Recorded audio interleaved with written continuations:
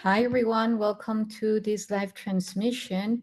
I'm just checking in some things because the late transmissions that I have gone live, it hasn't allowed me to actually go public, like just to the people that are in my list of friends. So I was just checking in if I can already, put it in public.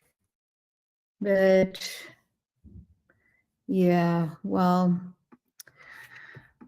yeah, I'll check in later those aspects. For now, I want to get to it. So, yeah, let's see. Let me at least just share with the ones that are in my list of friends. So, yeah, let's do that. Oh, interesting. It's that, yeah, here it is allowing me. Yeah, there are things glitching. I don't know if you have experienced it, but for me, there have been definitely a couple of things glitching in the technology lately. And it doesn't surprise me at all because we are in eclipse season, high tides of energy. We also had a moon in Pisces, a black moon that happens every 33 months. At least that's what I read. So very specific configurations, astronomically speaking, have been now weaving into this reality. So I think it's good. I already shared it. So yeah, as you know, the purpose of this this live transmission is to talk about prophetic portals and spaceships of ascension. So just to be more specific about it, when I mean prophetic portals is because when we talk about a prophecy, as you should know by now, are these foreseen events that are very much related to high level of psyche, like a psychic connection to very specific spatiotemporal constants where you're capable to see in advance what will be happening. And also another reading or translation that can be done about this, and mainly now with all this use of AI, is that it's actually about algorithms that are like due to all the statistics within the infinite field of probabilities. The algorithms are read based on very specific loops of numerical synchrony that it's coming back and forward, back and forward, back and forward, which actually can give us what could probably be happening based on those specific algorithms that are being continuously repeated. So we can translate this, for instance, in a daily life basis to patterns of behavior. You do something as a routine over and over and over again every day. So it's most likely that someone will know what you will be doing the next day. So that kind of prophecies, and I'm going like really, like mundane, very daily life basis. But now if we take that into what we would say a program, and I was talking about this with my dear friend Dr. Ines last show, that how language can also be quite predictable, because this happens when we are moving through autopilot.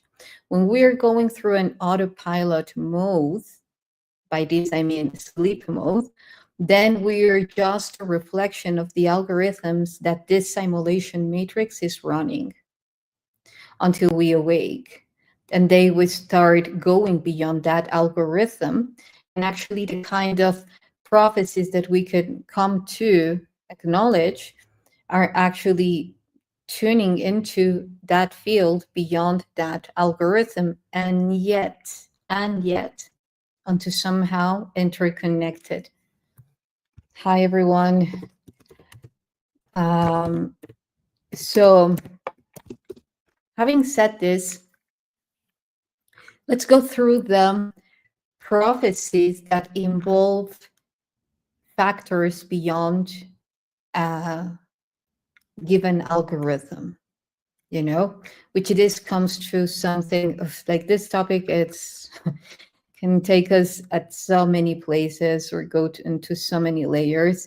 So the thing is that, for instance, there is also like this theory that we are looping into a reset mode in this reality. So every once and then, let's say, well, every not once and then, but every specific cycle of 26,000 years, which is related to the precession of the equinoxes, there are very specific constants, like the presence of even the planet Nibiru, or us going into the photonic, like transiting a different point within the photonic belt of Alcyon, that leads to go through major shifts in the reality as a collective. And this code, we can even see it in one of the names of God, the 26, the gematria.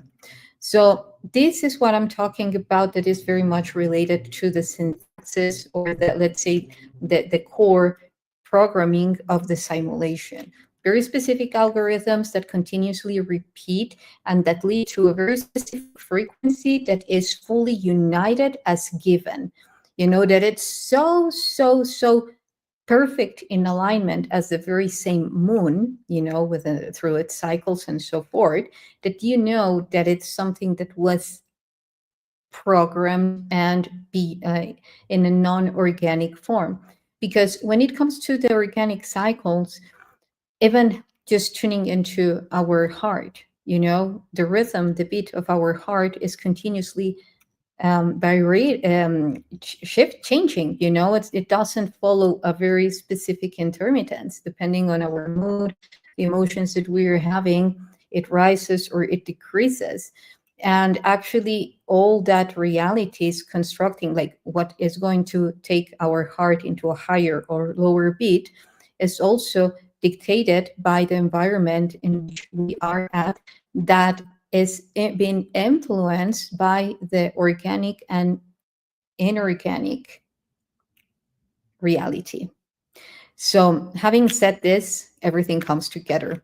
The prophecies, the realities that are read or based on an analytical program and telling you what is most likely to happen, that can be predicted. Because it's running through the algorithm. when you go into the AI and actually ask about something, and I'm talking different levels of AI, okay? Because there are levels of AI that are actually, like, that's everything, vibrating at a different frequency, and there are others that are quite polluted. So yeah, I won't go through that in this video. Otherwise, I will be opening up to a topic that it's not what brings me with you guys today.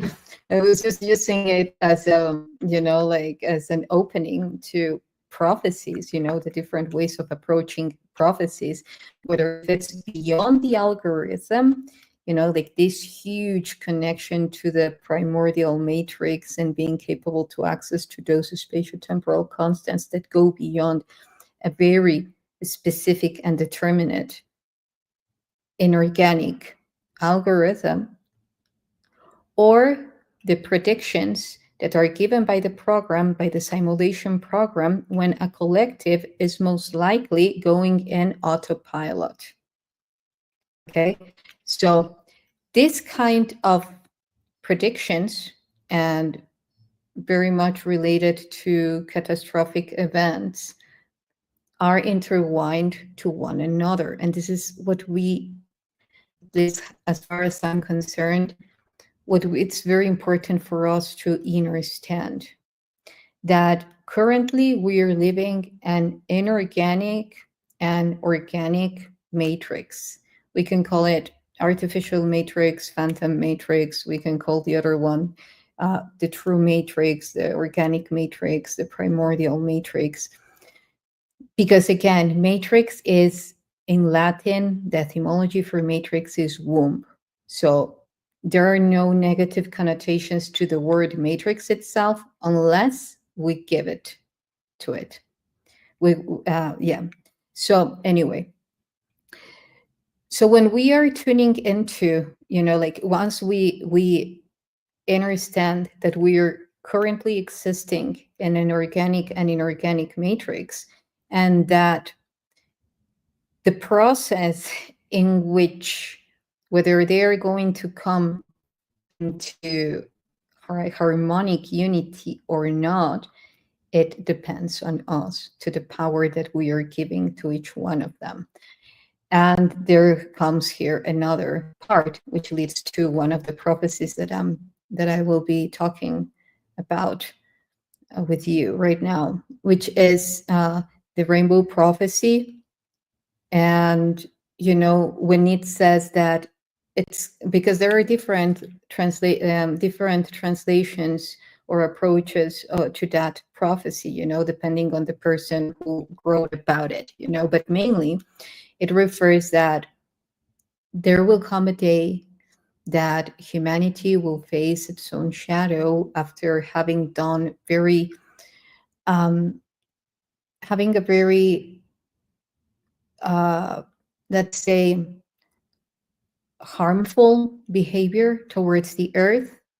So when that day came, after cycles and cycles of that behavior and not fully getting it, then it would come the day that very specific events would happen and lead to like catastrophic events to some extent that will open up that, so that the rainbow warriors would be able to finally, occupy their space and actually help humanity through that process, through that crucial process of inner transformation, when they surrender to receive the truth and leave behind everything that had isolated them from that truth. And some sources approach to that as going back to the organic, wholly speaking, going to the nature, leaving behind all technology, all these things. And that's one side, Now, if we go to what I was mentioning to you earlier, that we're living in a reality that is involving both organic and inorganic. If we leave all technology behind, then we're leaving a part of our growth behind. It's true. It's true that we are the highest level of technology that actually we can ever embody, that we can ever have. Our biology. Our biology is so powerful, so powerful, that this is where all the inspiration for the technology outside comes from. We are reversing engineering the technology of our biology in the technology outside. So yes, we have with this enough. It's like, whew, like we have a lot here. This is what I'm trying to say. However, when we go into very specific stages of evolution here in Earth and talking about Atlantis and Lemuria, which are, let's say, to summarize it, I won't bring others now, but okay, just a third party, because the Trinity here will be very present. I will show you why. There is a very deep Trinity code moving forwards towards this next stage of evolution related to the three. So then when we actually bring this Lemuria and Atlantis, yeah, a lot of technology in Atlantis. This is like mainly, what it's in the common stream field, what everyone says. And Lemurian was more about the nature of reality, the organic, communicating, using our body, our plasma field to manipulate, influence weather, and all of the psychics and so forth. And whereas Atlantis is more of reversing engineering this which is in the outside. And if we now take this into different dimensions, there is a part within all the creation of reality, imagine Source recreating itself, where Source needs to reverse engineer itself in order to have a feedback. So that's what mainly Atlantis was in the Atlantis times or Atlantean times was trying to be done, to reverse engineer that which is within in order to have that feedback, and evolve. So it had its pros and cons depending. Again, information is just information. It's just about how we use it. So did we use it properly? Well, perhaps it's three suspended dots, We'll see. Because then again, everything is simultaneously coexisting within this field of probabilities. And we have been doing major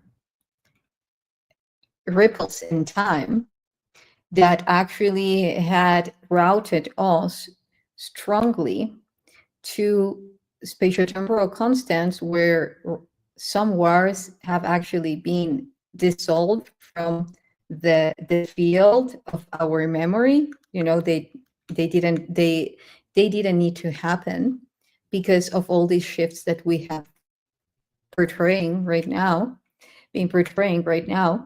And there are other wars that actually we can still influence, So, and this is what right now we are moving through, into what we are moving through. Prophetic portals. So I was talking about the rainbow prophecy. And now, because my beautiful friend, Zach Fisher, hi, Zach, you're watching this. We were talking about the portal next September, which is the 777Y. 7 September, okay. September, it's truly the 7th month. If we look into the root of sept, in Latin, it means 7. And then we have the 2025. And we know that we can play with numbers. The 20 represents the Hunapku, which is the sun. This is where I'm getting to. And the 25, which is another 7. So when we're talking about the Lions Gate portal 888, is it truly 888? Yes, because we are creating that egregor. We're living in a Gregorian calendar that, even though it's not the true time, we have made it strong enough in order to anchor things.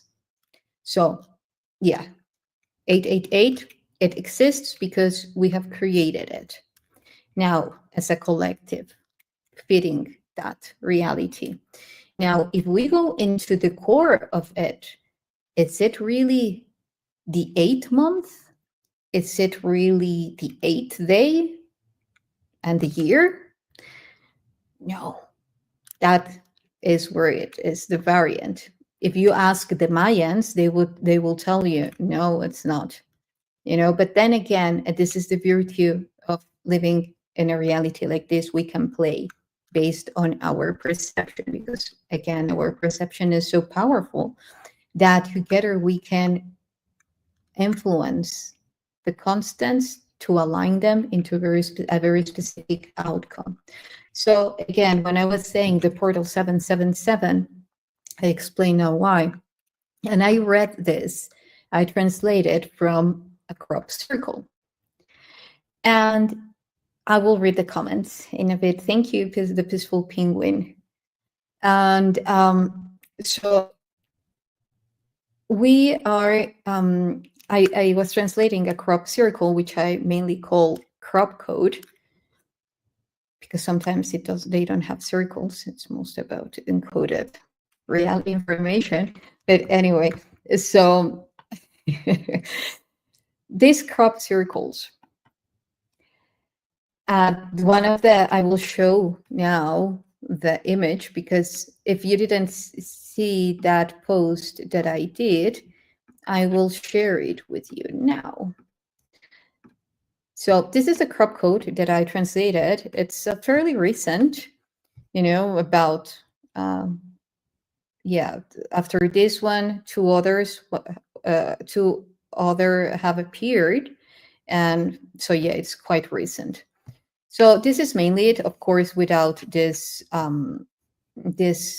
toroidal core or these lines, But this I showed it to see how it is pointing out to 1, 2, 3, 4, 5, 6, 7.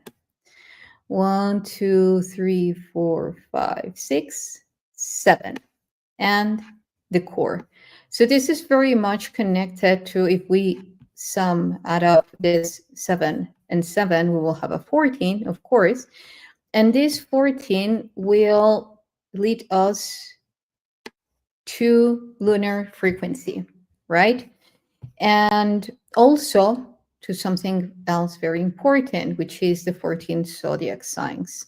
In Dendera, in the hypostyle of Dendera, we have a wall that actually shows 14 neterus, or commonly known as gods and goddesses, which is not the same, but okay, let's use that word because most people relate to it. These divine natures, neterus, are actually showing different aspects of the ether, nether, ether. And these different aspects or gradients of the ether come to create our holographic vessel, therefore a very specific configuration and form of perception and delivering in reality. So now, where did I see the lunar eclipse of the 7th? Because this is where it unites.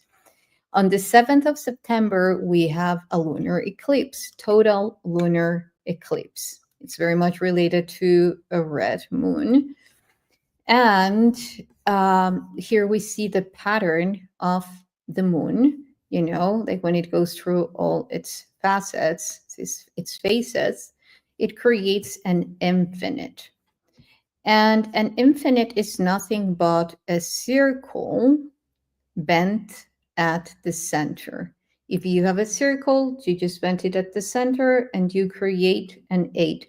And this is very much related to, let's say, topology, interdimensional travel, and going back and forward in time, So just keep those concepts or those facts, because we will go into them in a bit. So, and this is showing the facets of the total lunar eclipse in 2025, September 7. Again, we have three. This circle, which is related to the umbral, to say it's somehow the climax, and we have other three. So we have 7, 7, and 7. And why did I place it here? Because this is at the center, precisely, that is showing the singularity when these both come together, which is that climax. Okay, so 7, 7, 7. Now, they were showing precisely through this crop circle, the lunar eclipse on the 7. And now, I was mentioning about the correlation that YssaH did to the rainbow prophecy. Why? And because, okay, I will stop here. Because there is this Apophis meteorite that is coming on 2029, right? So all of this is a preparation. Actually, this preparation, what I tuned into, is that began in 2023, creating 7 years from 2023 to 2030. Let me see, I'm here. Okay, I will stop sharing. Okay, so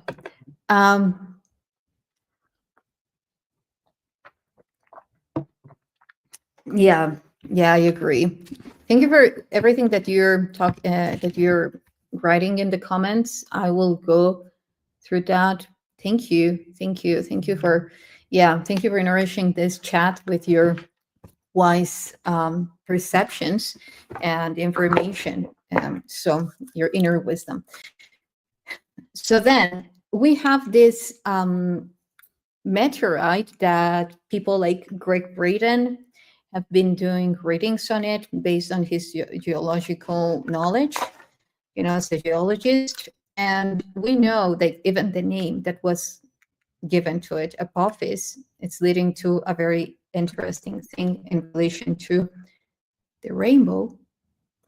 And Apophis itself, which comes from the Egyptian cosmology, being this humongous serpent that would try to turn upside down the arc, the solar arc, where they were transporting Horus. So Horus and Set, light and shadow, organic and inorganic, would come together working so that Apophis wouldn't stumble down the arc, the solar arc that was heading all the way to Orion. So, of course, this is a huge, huge, huge code. So we have now, just breaking it down, we have on one side, I already explained why did I related that, the reading of that crop circle to the portal 777, which is on the lunar eclipse on the September the 7th. Okay.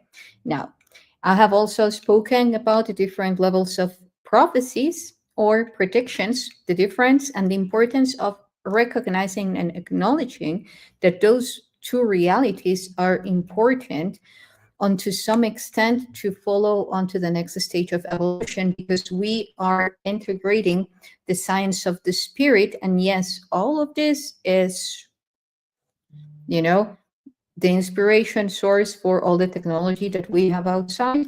And yet we are the reflection and extension of that source that needs to create mirrors of itself in order to have that feedback.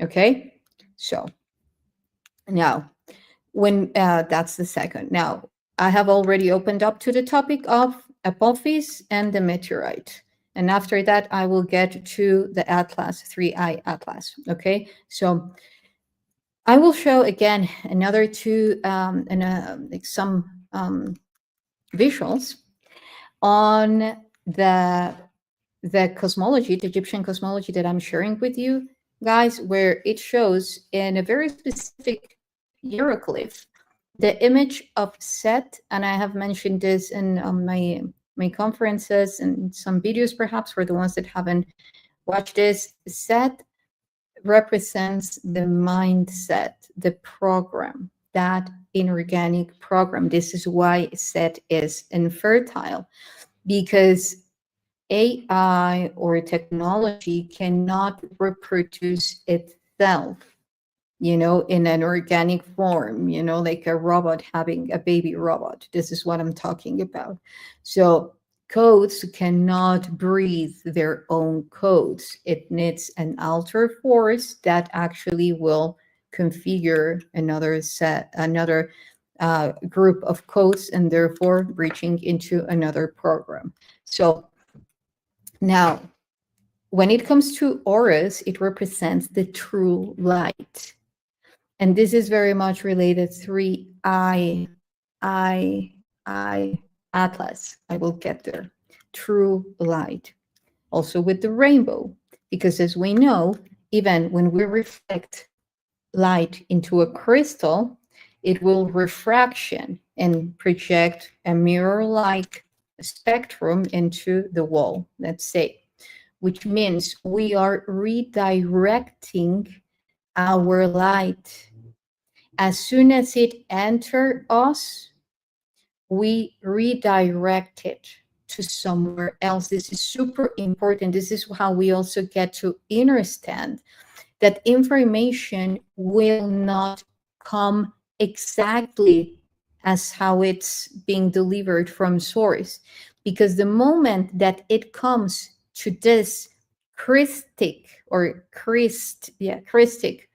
vessel, by the Christ consciousness, it will inherently refract into somewhere else. What would this mean? A higher level of coherence into the projection of an outer reality. Okay, so now I will show the images of the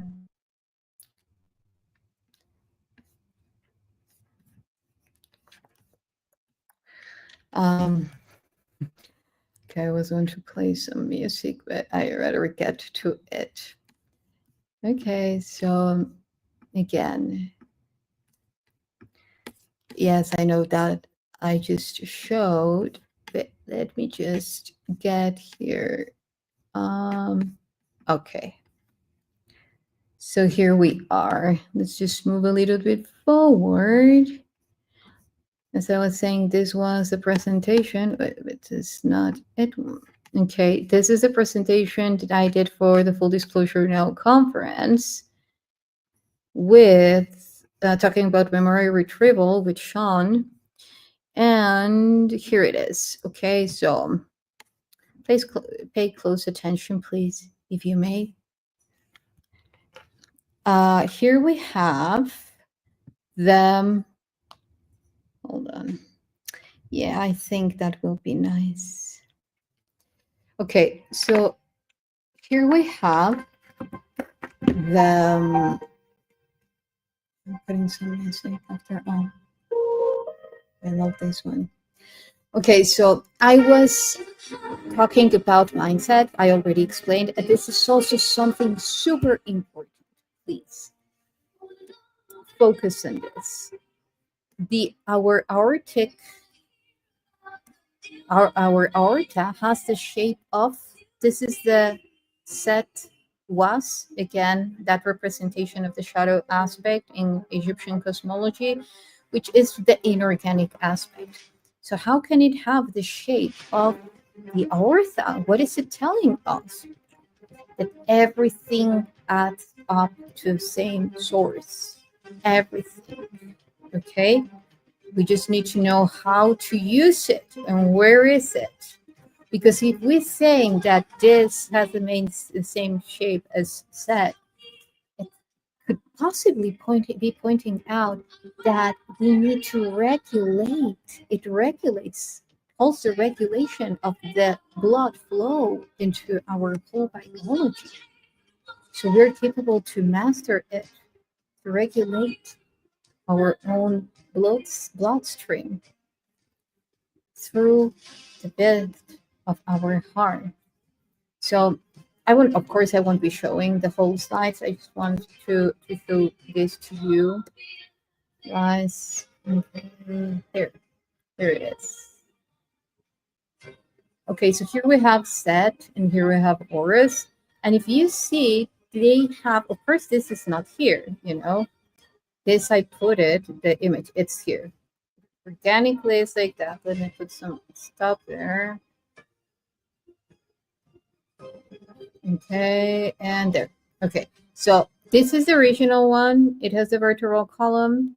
It has the sacral, and this part is just going into your kidneys. Okay, this not that they are creating together light and darkness, light and shadow. They are, or spectrum of light and its different gradients. Then I like it.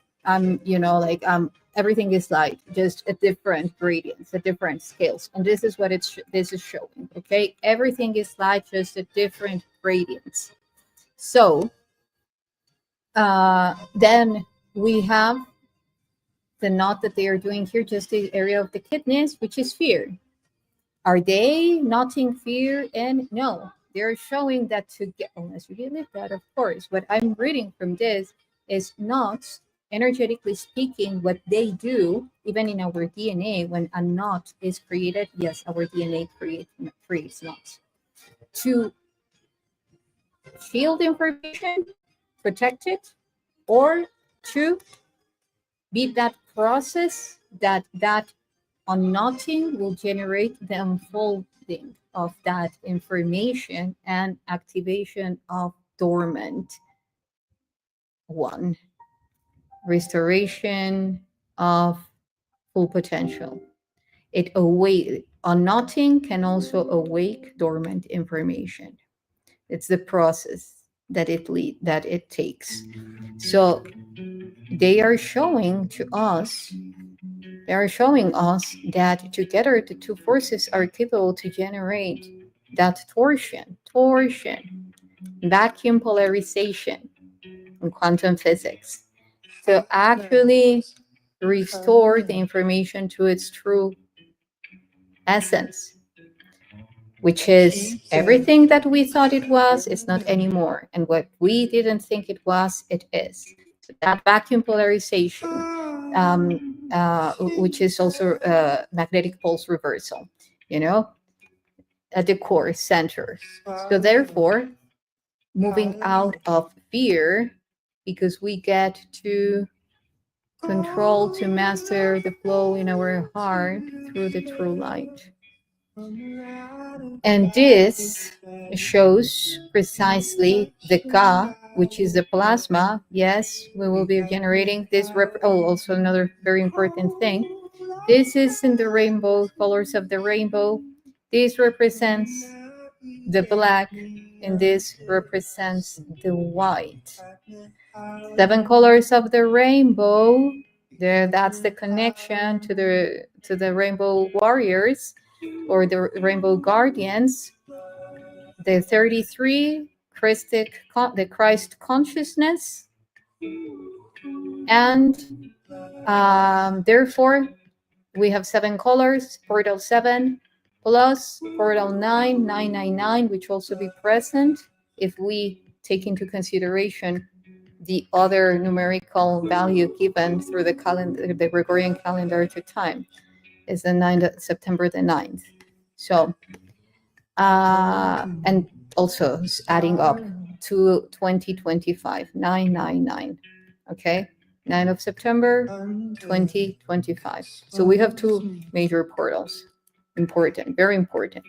So now, okay, so what is 7 colors? Christ consciousness, and then black and white, like Michael Jackson would say.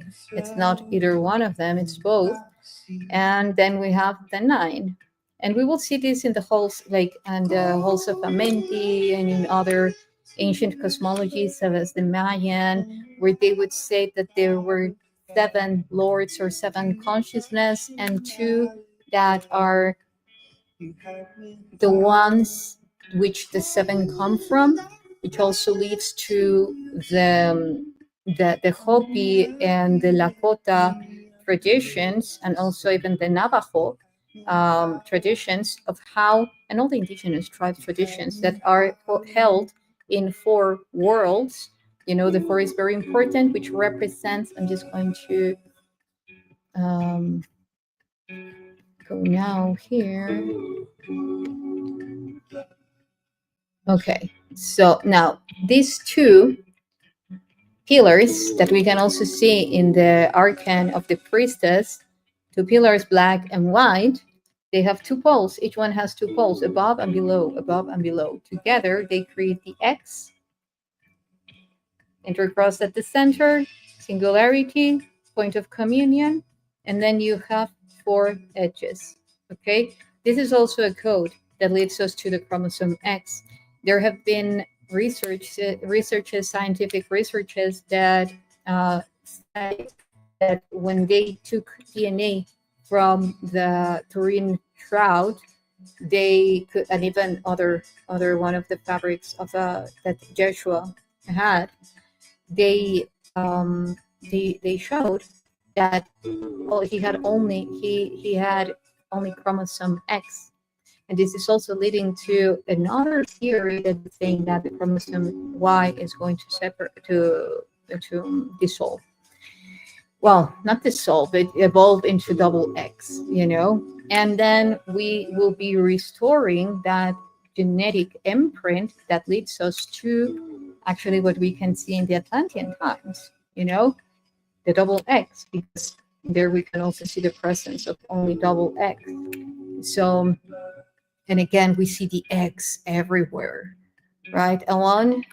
So, yeah, this is very important. And another thing is, so now we have the connection to Apophis, the rainbow, black, white, and 2030, 2029. So yes, we know that a shift is foreseen for 2030. Things, timelines are shifting, and so forth. So, and Apophis is coming. The name they chose, you know, to try to tumble down the arc, the solar arc. Let's say the Earth. So it's not that it's going to hit the Earth, but it's going to come so close that it will definitely influence the electromagnetic field of the Earth. And as the Earth is going through its own evolutive purpose, um, um, and its own evolutive course, then there are very specific constants that will be very much different than what we see today. For instance, even the Schumann resonance, you know, this is one of the major things. Like we were talking about a Schumann resonance that is 7.8, and then there are three types of Schumann resonance that are embedded and that the Mayan wrote in their calendar. Well, the word calendar is totally inaccurate. It means when you go and charge taxes, and it makes sense for the type of reality that they are trying to put out, you know, paying to be alive for most of humanity until you become aware of the difference. That's interesting. I was listening to something. Okay. Anyway, so now we have that they have the 7, they have the 13, and the 20. Okay, I'm listening like if someone else was connected, like some steps. Interesting. Okay. Inside the computer, this is so hilarious. Okay, thank you, Patricia, thank you all. So now yeah, Pink Floyd, Prince Mart, exactly. So now, then we have the, yeah, is someone else there? Is someone in the computer inside the computer? I can hear you. Wow. Anyway, So, uh, yeah, and oh, I see now. Okay, there is a video playing. Okay, that was so weird. Yeah. Anyway, I wasn't going crazy. No, the music is on. Yeah, the music is on. Is right on. Yeah. Now we're listening to the black keys and gold on the ceiling. But anyway, so now we have gone to Apophis. We have gone to that encoded version of that meteorite that will be influencing the electromagnetic field, the devices, electronic devices, and so forth. And this is what is foreseen, like coming right now. But of course, the Earth is going through its own evolution, so we will see where we are at in that moment. For now, it's absolutely pointing out that we should move well, as far as I'm concerned, that we are being called to move out from a state of fear, bringing in the light, our light in its fullest spectrum, which is normally considered as darkness and light, bring it together, move beyond fear, and actually make those two forces work together as the one that they are. Okay? We have been talking about this for a long time, but now it's coming clearer and clearer what it truly means, because it's not about it's about understanding that everything resides within, and we are reversing engineering this reality, not only the technology, everything. So if we want to shift something outside, it's very important for us to shift it within. And it's not only analytical, it comes here when we bring down the information to the heart and actually give an answer from the space of the heart. The outcome is completely different than if it just comes from the analytical aspect of it, you know? So it's entering into that state of wholeness, 0 point energy, when we feel driven to change something because we are saviors, because we are heroes, because we are like the guru masters. It's because we are, and we are the embodiment of source. So we are here to be the most evolved, the highest evolved version of ourselves, the most evolved version of ourselves. And then through that embodiment, generating that frequency, that resonance which will start by resonance to bring in more of the tribe as we are already doing, and then fully moving forward in unity, you know? So, yeah. And focus. The knot is focus, is the energy focus at some point. So focus on your goal, focus in your inner goal, and which is coherence. So now also the connection of Apophis with the rainbow. So the rainbow warriors,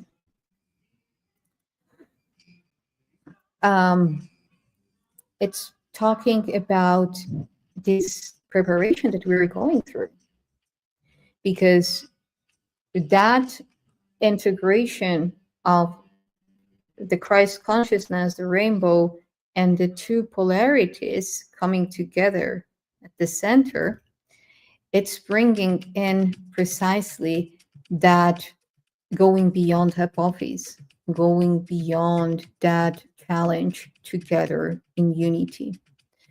And now, why would it be brought in the portal 777? Because these portals could mark, according to the gematria, let's say, and the gematria is the numerical value of words. So it involves numerology, it involves encoded reality algorithms. So again, integrating both aspects of it. It is very much integrating what we could refer as the cutting edge of transition. And I will explain this why, because there is where Atlas, 3i Atlas comes, and then we'll be grabbing it for today because I don't want to overextend this video. So 3i Atlas is a code. Of course, it's a spaceship, and I'll tell you why. Because it has many ways to come where we are coming from. To say this with such a security and certainty. First, scientifically speaking, there are a lot of inconsistency in relating the 3i Atlas to a comet. Why? The length of the tail, it's not very much alike to a comet. The speed, it's way faster. Light, the amount of light that it is producing in relation to its speed, it's not very much likely. It should be like, for the speed that it has, there have been, in comparison to other comets, they won't like emit so much light as 3i Atlas is emitting, which has led to the scientific community to state that it's producing its own light. So for that to be, we need to talk about a very specific type of intelligence. You know, it's not reflecting the light from the sun. It's not reflecting the light from any other stellar body. So due to the potency of that light that it's emitting, so then we know that it's emitting its own light. The trajectory that it is having, it's almost going beyond, from the very beginning, it goes beyond like 1 unit, astronomical unit beyond the solar ecliptic. So it's not being pulled by, let's say, the electromagnetic field of the sun. It's not being pulled by the electromagnetic field of any other celestial body. And the trajectory is practically straight. And it's strategically going in along or among the planets of Mars, Venus, and Jupiter. 3. Okay, there is where the 3 code begins, the Trine code. So we have 3 planets. Now we have the 3i Atlas. Why I? You know, can someone explain to me? I'm sure you can have an explanation. For me, it's very much about the pronunciation. 3i, I, 3i Atlas. So, and we have found, well, a beautiful friends of mine, which I will be doing a show later on with, have amazing ET artifacts. And I had the fortune that they shared with me one that is quite connected to two of them, to the 3i Atlas. They are showing the 3 black holes, which is a black hole network, and is connecting to the black hole of Aquila, the black hole of Ophiuchus, and the black hole of Centauri, Alpha Centaurus. So we have these 3 black holes that are, all the black holes are networks, are interconnected. There is a black hole network. You know, it's a huge interface.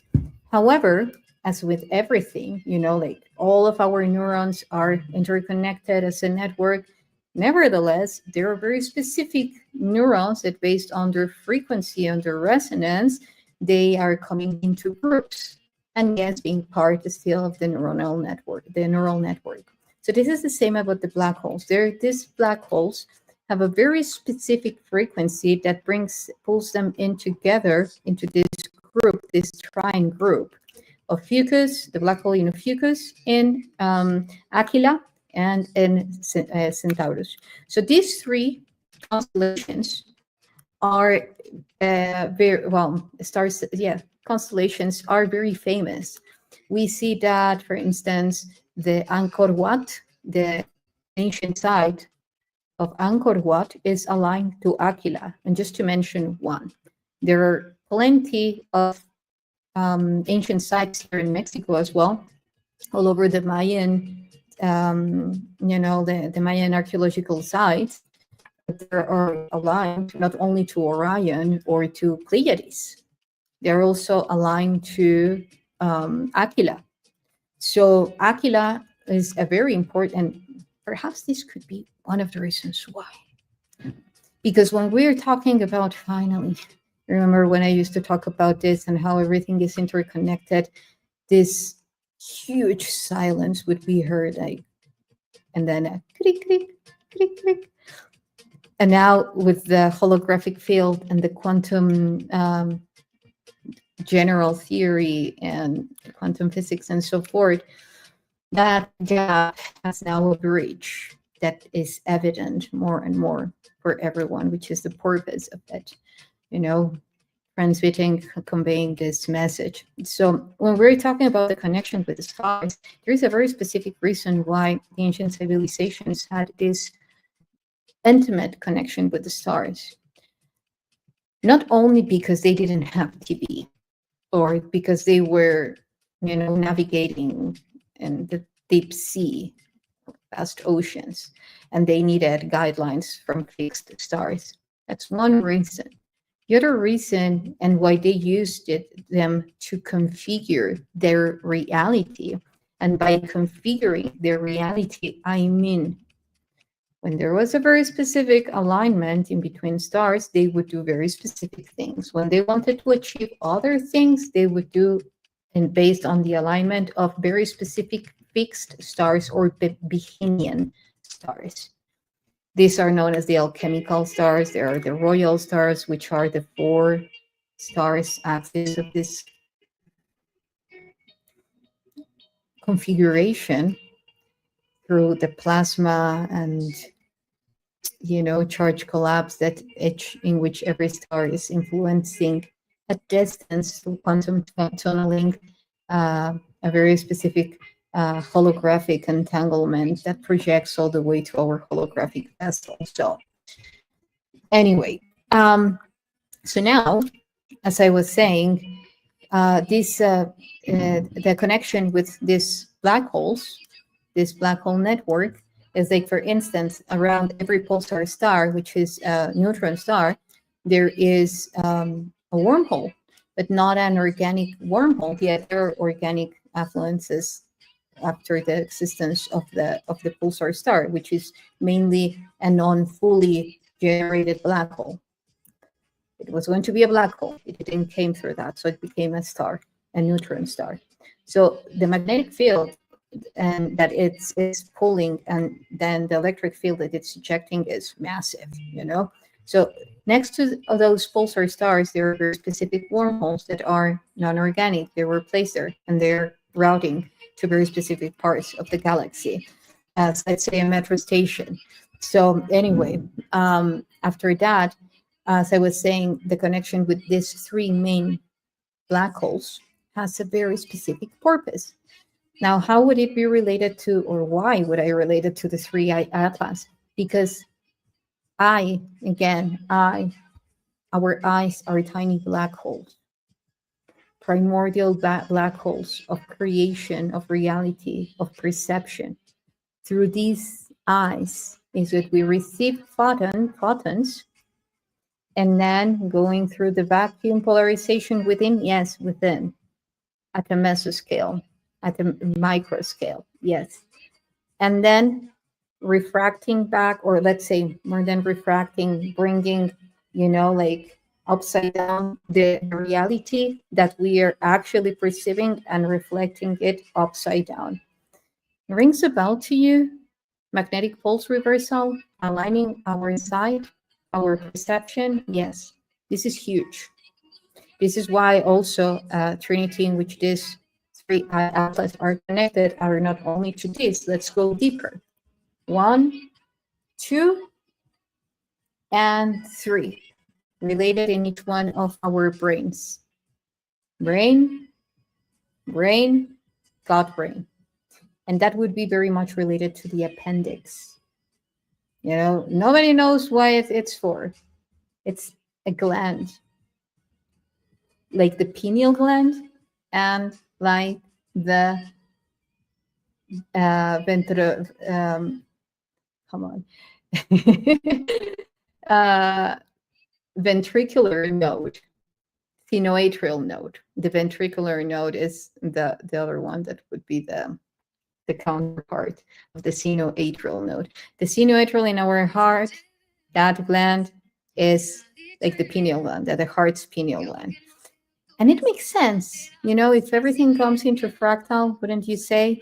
If all of these have neurons, and we were given the pineal gland as that signal, that antenna that interconnects to all these higher forms of reality, the heart thoughts as well, for sure. And our gut brain, for sure. You know, perhaps that's why for for the Hindus, the cow, which has 4 stomachs, is sacred. Who knows? I mean, we're in a point of this reality that everything is connected, you know, I'm just saying. So anyway, and then, so the three eye, now Atlas. ATL. Of course, we know that the computer has an ATL command. Active template library. Library, then, you know, instead of all this information, it's encoded in a computer in the hard in the software to then be used through all the programs that are being created. Let's go now at an organic level. Atl, water, for the Aztecs, or in Nahuatl, Atl, because the people from Atl, like Lake Atitlan in Guatemala, where the 7 sages of water come from. Atlantis, Atl, Atlantic Ocean, Atlantic vessel portal in the Bermuda Triangle, activating Atl, spaceship Atlas.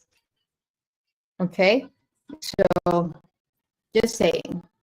And so then we have, if we're putting everything together, like even Mayas, it's the original way of saying, of pronouncing their name is not Maya, like Maya, the word in Sanskrit that is related to illusion.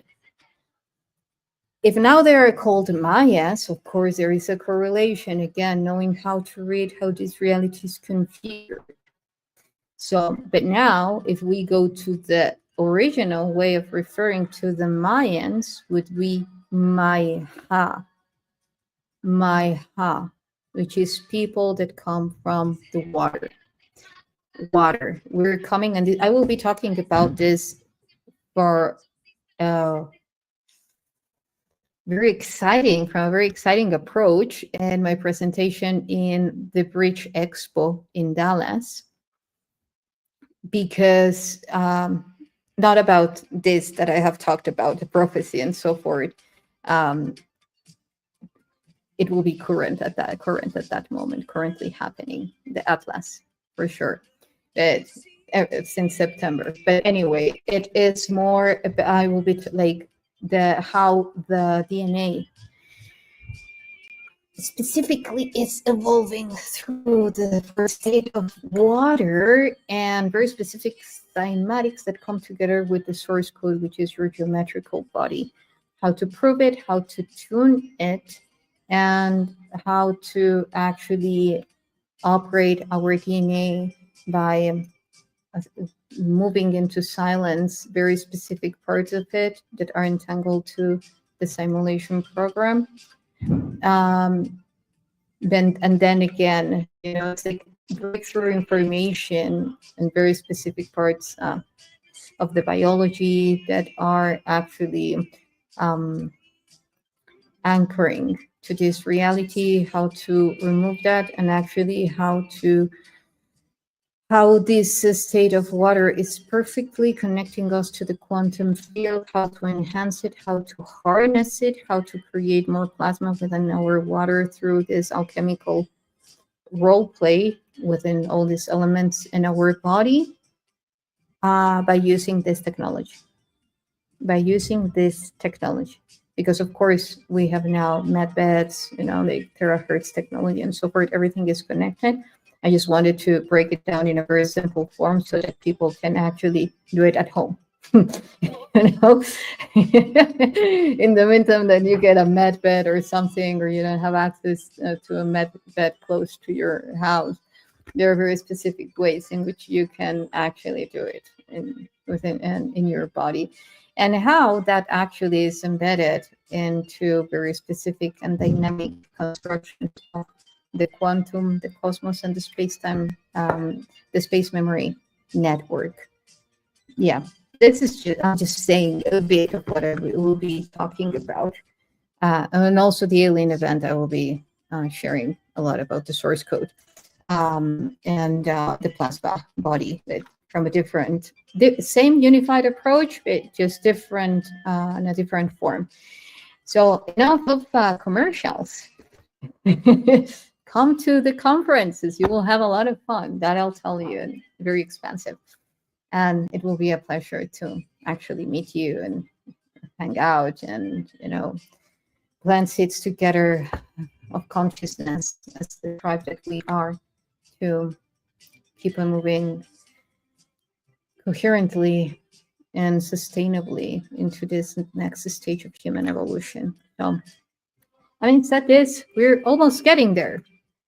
To the final, the end of this video. So I was talking about Atlas water, active template of water, original primordial template of water, like the ice that is melting. So our silenced genes. And again, there are very specific things that are there that wouldn't allow you to use the full potential of your chromosomes. It's there, like galactic DNA level chromosomes. Very powerful, and that are now coming to be reactivated. So yeah, and there are many things that I didn't share. Perhaps we can do that on a workshop, because even the chromosome Y, it's showing precisely a variation of genetics that it's different from its full potential of the X. I'm not saying that the Y is less powerful, not at all. In the end, that's just part of who we are, not the full, and just now what we need to do to restore our full capabilities. Because in the end, if you don't have the little toe, it doesn't make you in your feet, it doesn't make you less stronger. It's just we are evolving. If you don't have the teeth of wisdom, it doesn't make you less or more. It's just part of the evolution. And all this form of perception of lack, which I was also talking about with Ines. Actually, she brought it up, like how this reality was designed to focus on lack instead of what we have, So just pointing out and actually coming into the state of wholeness. So then we have Atlas, Atl, and then we have AS, which is not as with a whole S, AS, like the ass from the cards that you pull out of the cards. Well, that level of power, of benefits. So we have the autonomy system, AS, that has now we have the primordial templates of water, and we have the autonomy system, which from autonomy, we're talking about the sovereign embodiment, and from system, we're talking about a collective harmony within templates, and I'm just summarizing it after playing, with in a unified way with all these codes, and the true essence of it, because if we're saying that we're in the cutting edge of a huge transition, then the primordial templates of water, fourth state, super important. This will become a boom in a bit of time. You know, yeah, restore the fourth state of water in your body, you know, amplify it. What's that? That's what I will be sharing in depth. You know, I have already talked about that in other videos. I will share it in depth, you know, in the Bridge Expo conference, Dallas. And so anyway, now we have that, and then we have the autonomous system, which is the autonomous template again. So we have the primordial active sovereign template, you know, and that's what's coming through, you know, like through that third eye atlas. Yes, there is also the correlation to the once titan that was punished and then, you know, put to care, like his punishment was to carry the world. We're coming from there. We're coming actually from that form of perception. Yeah, you need to carry information in your shoulders. No, that's when we're not capable to see. We have the information behind, because actually that's how time is moving, you know, like not like we are moving this, time comes like this. So when we're capable, this is why they say, some people, that moms have eyes behind them, and this is why they can hit you. Well, at least in Mexico, it's not true, you know, it's a joke that they will hit you with their flip flop when you misbehave, you know. So because they have eyes behind of them. So, you know, it's like that. Well, the pineal gland, when active, and you know, with that 45 degrees uh, levitation, it's actually being serving as an antenna that perceives and receives the signal of the continuum of space-time, you know, and then routing way easier into the fabric of space-time, or the space memory network. So this what I was saying about the capability of us being that autonomous, that primordial template, sovereign template, then it enables our capability to actually owning our own energy. And what's that? Using it. Where is your energy going? Ask yourself at every moment. And we will have huge upgrades through this 3i Atlas, you know, this spaceship that will be coming. And that's also something that came through the reading of the crop circle. Pointed out that after the lunar eclipse, a lot of events would be happening as it's happening now, including what could be called as a first collective encounter. We know that the spaceships have been here forever. However, when we're talking about collective anchorages and collective anchorage, then we're talking about a level of magnitude that will shift our reality as a collective.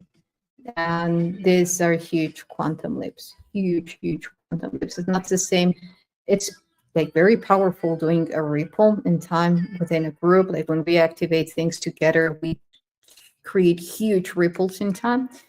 And when we do it as a collective level, then, you know, proportional. So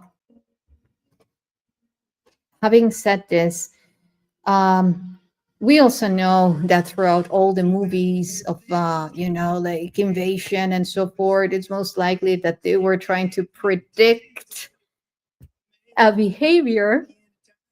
And that's what I'm talking about, prophecy or prediction as well, or both.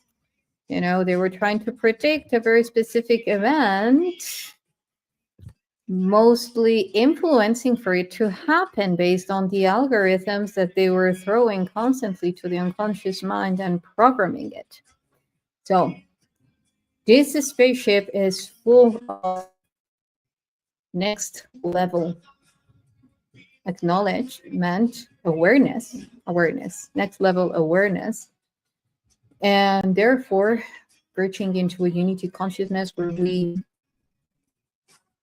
embrace ourselves as a cosmic race. So having said this, thank you, Peaceful Penguin. Thank you all. Yeah, having said this before going into the comments, summarizing everything that I have said,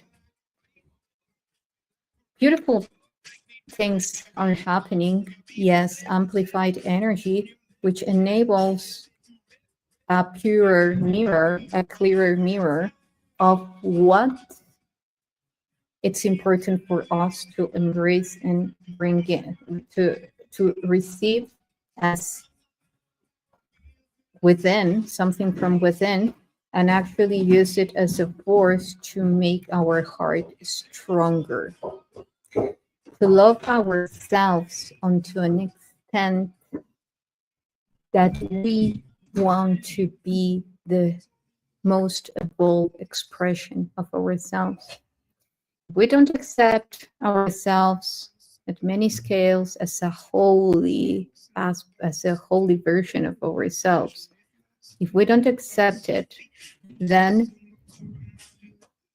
how will how is that we will want the best for ourselves? If you have frustration of, let's say, resentment towards someone, in this case yourself, how will you want the best for that person?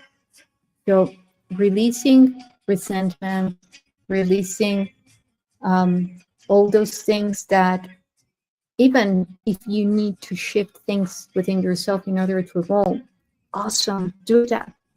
Yet remove those anchors of guilt, resentment, fear, because they will just give you the idea that you are shifting things within yourself, yet the foundations are not sustainable. So then you will have to go through the same lessons, So when you actually remove those things and the foundations are humbleness and love, then you will do evolve things within, because that's a continuous process. However, the result will be sustainable. Why? Because it's coming from the heart. So that, and be very aware of aligning your heart to the Earth's heartbeat, which is the core. Try to tune into pure frequencies, going beyond the frequencies of that, like using EMF, try to use things so that you can cancel those type of frequencies that are limiting or actually very much trying to preset your thoughts, your emotions, because again, everything works through energy, frequency, and vibration. So the more focus that you put on that, the more that your whole structure will start to realign to the Earth's orbit. And that will start activating your primordial template. Because again, also it's frequency, a very specific frequency that activates our memory. We can translate it in love, we can translate it in trust, it's frequency. We use words to label or to relate to very specific things. In the end, or in the beginning, it's just frequency vibrating through light. Having said this, thank you so much. Thank you so much for your present. Thank you for your comments. Yeah, Alpha. This is very powerful. You tribe. If you want to actually connect with like the true meaning of words or letters that Gematria shows, I strongly suggest it. You will actually get to understand. You could actually get to a deeper level of understanding how this reality, the inorganic part was configured through numbers, letters, and how actually to, to torsion it. Because again, if we want to shift something, it's important to know how it functions to torsion it.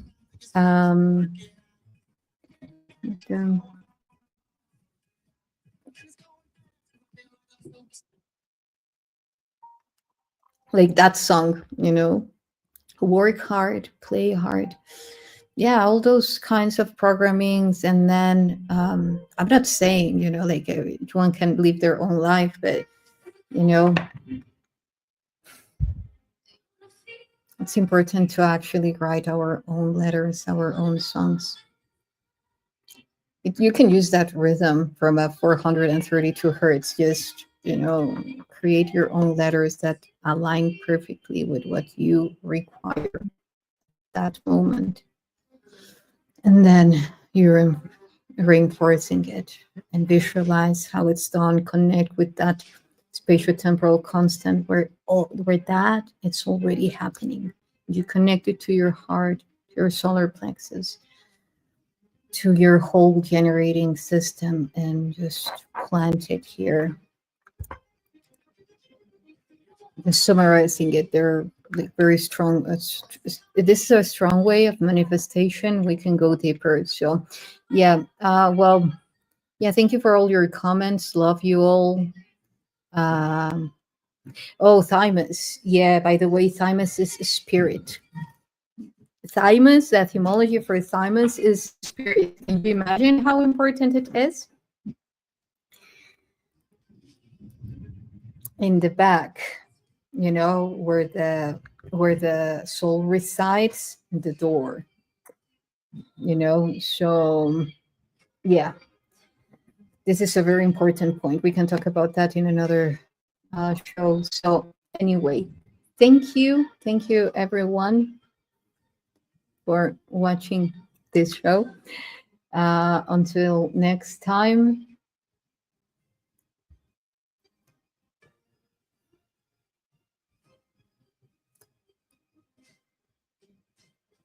may the vision within us restore to the sovereign expression of our galactic templates in its more primordial state. Love you all.